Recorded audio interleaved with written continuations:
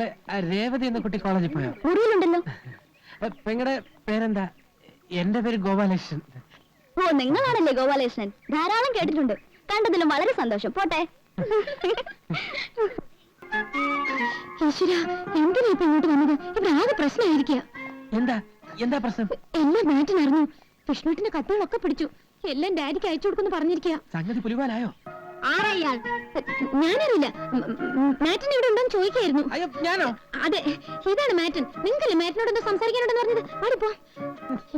നിൽക്കോടെ. നിങ്ങളാരാ? ഞാൻ ഗോപാലകൃഷ്ണൻ. എന്റെ പേര്. എന്ത് വേണം?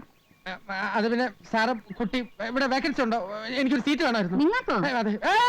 എന്റെ പെങ്ങളുണ്ട്, കോളേജ് പഠിച്ചോണ്ടിരിക്കുക, ഒറ്റയ്ക്ക്. എന്താ പേര്? ഗോപാലകൃഷ്ണൻ. നിങ്ങളുടെ പേരല്ല, നിങ്ങളുടെ പെങ്ങളുടെ പേര്. മേരി. മേരിയോ? മേഴ്സി.